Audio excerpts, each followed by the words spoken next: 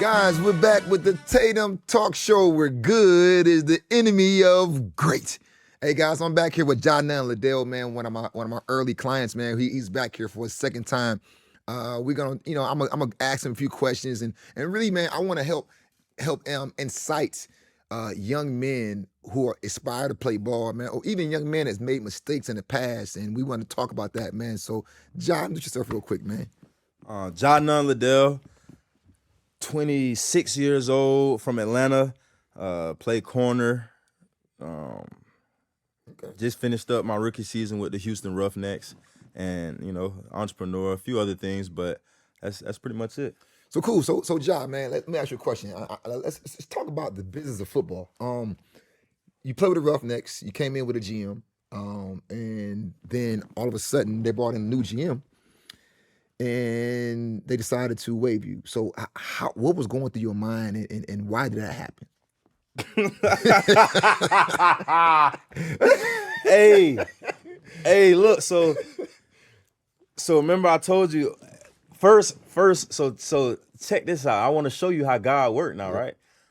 The first wave of cuts, I pack all my stuff because I'm thinking I'm finna get cut. Yeah. I don't get cut. Second wave of cuts, I do the same shit. Pack all my stuff. I even told the GM, I say, yeah, I packed all my stuff. He asked me why. I was like, shit, can't be too safe. Fast forward, I make it through the season. They activate me game 5. Had a game. Had a forced fumble. First game, first game I played. I saw that. Smacked somebody on special teams. First, so very, very productive that first game. From there, kept going, made it through the season. Third to last game of the season, got hit by a car. Damn. What yeah. you doing? I was riding my scooter. I was riding my scooter to my teammate house on our off day. I was taking him the charger for the game ready, literally. Lady hit me in a BMW. I'm crossing the intersection, AT&T Stadium. It was like at least 30 miles per hour. Like real, wasn't no. So you could have been. So I'm supposed to be. I'm supposed to be like messed fucked up for real. Yeah. Yeah. But I'm not. Yeah. And so fast forward, they don't cut me then. You know what I mean? That's something you get in. You get hurt like that. Nah, for real. Doing something like that. That's liability. Yeah, it's liability. And so long story short, they didn't. They kept me around, talked to the GM. We had exit meetings, talked to my man. Everything was good. And so the last thing on my mind is getting waived. Literally, like that's the last thing on my mind. I'm focused on the business. I'm focused on training, this off-season regimen. Excuse me, and everything for next year. Because I'm like, damn, I made it through a rookie season. I can say I'm a pro. And then one day I go to the group chat and I see them boys laughing, and usually it's they all laughing, and it's the off season, so something funny. Yeah. I go click the message, and it's a list of everybody that Houston just waived. They ain't call you and tell you? They ain't call shit. They ain't send you a text. They ain't be like, hey man. The coach ain't say, hey coach, hey look man, you out of here. Like, or he just, you find out on a group text. I had a conversation with one of my coaches about them getting ready to send out our contracts to re-sign. So that's the last thing on my mind. Like right. Now when the new GM come in, he want to clear house. And he did end up reaching out a day or so later, pretty much just saying he wanted to give his guys an opportunity, that type of deal, clear house, which I get. That's the business side of football. And that was pretty much it. But here's the funny part, right? So they got a showcase in Atlanta. They had a showcase in Atlanta for the UFL. I was one of the guys who volunteered to work it. Yeah. Prior to getting waived, I was one of the guys who volunteered. So end up working the showcase. The new GM is there. Keep in mind, he just called me 2 days ago to cut me. Yeah. So, hey, how you doing? Jai Liddell. And it was crazy because I could tell he felt it. Cause he because he didn't even know who I was. I just cut the dude. I don't know who the guy is. He didn't know how tall I was. He didn't know size, stature, nothing. Right. So he already was damn near complimenting me when I walked up. You know what I mean? Like, you got nice size corner. Like, yeah, Jai Liddell. We just had a real good conversation the other day. And it was great because we chopped it up for a little bit. He got to know me. And still helped out. Everything went well with the camp. But at the end of the day, it's like me getting waived, that don't change who I am. I'm Right. still here helping, showing up, because at the end of the day, that's what got me in the door. Right. You know what I mean? And so at the end of the day, it's just about doing the work, doing the right things, and letting God handle the rest. During that 2-year period where I said, okay, I'm about to try to go pro, I did some combines and camps. It just so happened that the people who host the UFL's combine and the XFL's combine last year also hosted the very first combine that I did. Over 300 people. I made the top 10 hot list. Then you fast forward at the XFL showcase. I was the very first XFL combine invite. So, you know, they had they official combine. I was the first invite. You know, Danny Garcia, the owner of the league, she pulled me to the side, spoke to me, like the whole deal. And long story short, they remembered me. Like that staff remembered me there. And so the coach, he saw it. You know what I mean? Like everybody saw it. And it's stuff like that that just goes to show I've been that same person at every single camp, and I dominated on the field to the point to where they remember me by my camp number. 2-7, you back. Wow. It's good to see you in a uniform, and you signed.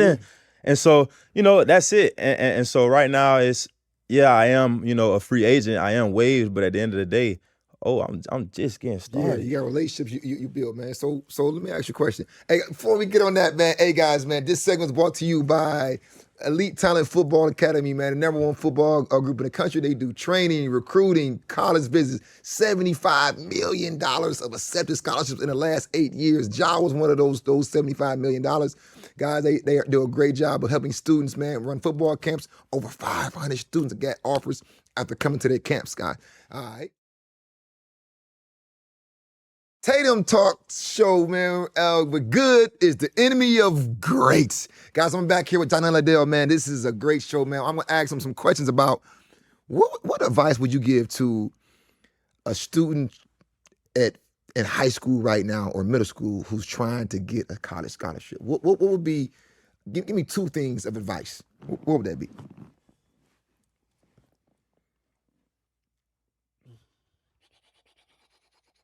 Lock in. Yeah, and that's simply because what you have right now, it'll never compare to what that college experience is going to be like. You know, so if you think you like being a varsity high school player or a varsity football player, oh my God, imagine what it's going to be like playing in college. Right. You know what I mean? Everything from equipment, gear, campus, the whole experience. Girls, all the distractions, they better in college. You know what I mean? So that's you know what I mean? That's the thing. And the thing is, guys don't realize it's not like it used to be. It's not where all of the D1 guys were dumb in the classroom and so they made exceptions. No, now you got 5 stars that is 4.0. Right. No, it's different. I think, good kids. Good kids, though. Like, good kids, man. And because, you know, I think now, though, with NIL and stuff, they're weeding out the troublemakers. Yep. I think if you would have came out in today's day, you would have had a harder path than 5 years ago, even. You know what I'm saying? So let me ask you, so what do you think kept you through all this, man? Like, what kept you going? Because, like, that's a lot. What you went through. I know on the last segment, we went through what you went through, from being cut, from failing drug tests to getting in trouble, getting arrested, and you still fought through and made it to be a professional. Like, how did you do that? And what was your mindset while you were going through that, man? I did it with God. That's, you know, obviously that's number one. But the second thing is, like, this kind of the recipe, and it's something we spoke on before, but it was real brief. When you have someone like yourself, right? So someone to advocate for you or get your film out, help you get evaluated, whatever the case, even training, because I had to get better. Yeah. Someone like yourself, a work ethic like mine. Yeah. Crazy work ethic. Like crazy. Yeah, crazy. Will not be outworked. Yeah. Like, that's not just talk. And then a mother or some form of support, because mom had to be able to pay you. Yeah. You know what I mean? Yeah. Like, and I remember, man, Coach Tatum is 1,000-something whoop-de-whoop, and I remember telling my mom, would you rather pay 1,000 now or thousands for college? And so, you know, at the end of the day, she made the sacrifices, and I put in the work, and you put in the work, and Like that's the recipe. Now, if you want a cleaner shot, make great decisions, make sound choices. Great decisions. That's a good one. Make great decisions. Be the example. Great decisions. And that's it. Because when all the dust settles at the end of the day, you're not missing nothing. Right. Like you're not missing a thing. In fact, yeah, you're just not missing nothing. No. And so it's best that you just lock in, do the work now, keep your head down, and learn how to be a pro early if football is something that you really want to do in the long run, because it'll give you something that you don't have right now. So talk to me the importance about building good relationships with people throughout the process, because I think a lot of people burn a lot of bridges going up the pipeline, man. And like, talk to me, how do you keep your relationships with different people to help you get to this Well, check this. So it wasn't. I didn't keep all of them. I burned a couple bridges, thinking I could swim. Yeah. But didn't know that the island I swam to, they sisters with the coach that you know what I mean? Like, that's their ally. Yeah. They know them. Yeah, all the coaches. They went to school together. All the coaches know each other. They was just at the golf course. Yeah. All the coaches know each other. And so that's one thing that I realized is treating everybody right, doing the right thing with everybody, and recognizing that all these coaches know each other. So it's in your best interest to leave your best impression on all of them. Because at the end of the day, we could go to Georgia State. It'll be a coach from here. The same way, put it this way, in my journey, I went to Troy University, right? Yeah. You knew Coach Brown. Yeah. Okay, so check this. From Troy, I go to JUCO. Mm-hmm. Guess who was at the JUCO? One of the coaches from Troy. He was older, but that's how that connection was made. One of the coaches from Troy. I go to the JUCO in Mississippi. Guess how I got there? One of the coaches from Troy. Yeah, that's crazy. Now it's time to go to Bowling Green. Guess what? Mike Jinks was at Texas Tech with Neil Brown. Dang, small world. So imagine if you would have been an a-hole at Troy, you would have never got the opportunity. Nowhere. Ever. And really, it was a couple attempts to say, like, hey, look, that kid's an asshole. Like, he's an asshole and he's hard-headed. Yeah. But it was still a couple coaches who saw through that. Yeah. No, but he never said that to me, though. Like, I was he was like, look, man, he's a good kid, man. And he said, this is what he told me. He told us funny stuff. He said, he wants to be this thug, but he's not. Yeah. That's what he said. He's not. He told me that too. He said he got a great mom. Yeah. Great support system. He said, and he's not a thug. Like he's not, but he wants to be something that he's not, Derek. And I love him, man. But he wants to go, and I gotta let him go. But I'm like, I didn't want to let him go. Yeah. So Ed told me that, obviously you did enough there where he respected you, but you kept getting into small trouble that was really detrimental. But you kept a good enough relationship with the coaches where they all still could talk good about you, though. Mm-hmm. And I think a lot of people are missing that point of just keeping good relationships, because it carries through life. Like, we know all these coaches. Like, I know the Bowling Green coaches now. Like, I know them, been knowing them, and it's like, but if you burn a bridge, it can hurt you in the long run, man. And I think a lot of students don't know that, man. Guys like to go out and lead a place up in flames. Yeah. They like to go out with a bang. Like, yeah. So give me like, okay, JUCO to D1, the competition, because, and I know they don't have the depth of a D1 school, right, and I know that, but like, give me the competition from D1 to JUCO. Like, how was that battles at practice? So at D1, we had a receiver who was he transferred. He was basically a similar situation as me. I think Bowling Green was his fourth or fifth school. He started as a freshman at Washington State, wide receiver. Monster then, yeah. My size, 215, running, yeah, like that. And so when you see guys like that,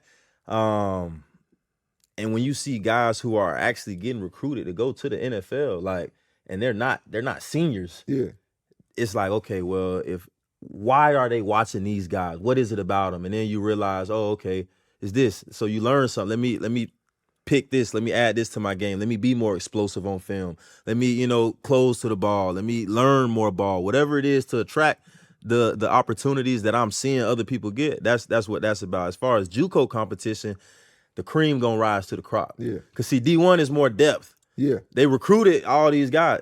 JUCO, we all got here some way, somehow, and the cream gonna rise to the crop. And so it's more cutthroat because once a guy get eliminated, you're not really getting an opportunity again. And so now you either gonna double up and come back and get what's yours, or you gonna quit. Damn, because that's it. Like it's where do you go after JUCO? You gonna stay there 4 years, 2 more years? No, nobody wanna.